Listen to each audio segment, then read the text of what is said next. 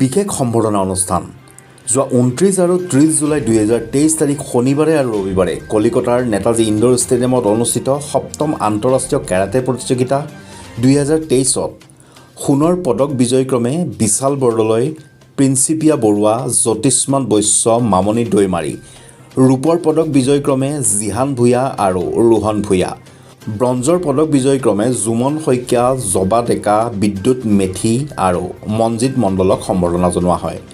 লগতে ৰাজ্যিক পৰ্যায়তো সোণৰ পদক বিজয়ক্ৰমে প্ৰতীক্ষা প্ৰধান, দীপু শইকীয়া, বিবেক বড়ো, বিক্ৰম ৰামচিয়াৰী, ৰূপৰ পদক বিজয়ক্ৰমে আলিদা আহমেদ, জোনাক নিবিৰ, লেজ মেথি, নীলোৎপল ডেকা, কৃষ্টিনা লালুং, কংকনা ডেকা, ব্ৰঞ্জৰ পদক বিজয়ক্ৰমে তেনজিৎ দেউৰী, আকৃতি চেত্ৰী, কীৰ্তিমান কাশ্যপ, ৰেণুকা কোঁৱৰ আৰু অনন্য দাসকো সম্বৰ্ধনা জনোৱা হয়।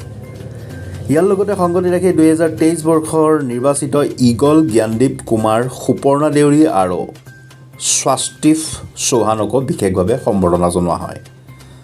অনুষ্ঠানটিৰ গুৰি ধৰে ঈগল কাৰাটে ডো একাডেমীৰ মুখ্য প্ৰশিক্ষক চেনছেই পবিত্ৰ দেউৰী আৰু সহকাৰী প্ৰশিক্ষক চেনছেই নভাত্ৰী দেউৰীয়ে।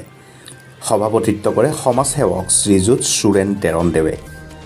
উপস্থিত ব্যক্তিসকল ক্ৰমে সদৌ অসম চেইচিল কাই চিতৰীয় কেৰাটে ডো সন্থাৰ সভাপতি তথা মুখ্য প্ৰশিক্ষক বেণ্টিছ জয়ন্ত বৰ্মন, প্ৰশিক্ষক তথা চন্দ্ৰপুৰ কলেজৰ প্ৰবক্তা চেনছেই দিলীপ মালী, মনা হাইস্কুলৰ শিক্ষক শ্ৰীযুত হৰেশ্বৰ বৈশ্য, নিউ লাইফ হাইস্কুলৰ সহশিক্ষক মহম্মদ চাবাদুল আলম চৌধুৰী, বিশিষ্ট সাংবাদিক শ্ৰীযুত দেবেন বৰুৱা, সমাজসেৱক শ্ৰীযুত শৰৎ তেৰণ, টোপাভুলিৰ গাঁওবুঢ়া শ্ৰীযুত বাবুল বড়ো আৰু সমাজসেৱক শ্ৰীযুত ৰহিন বড়ো।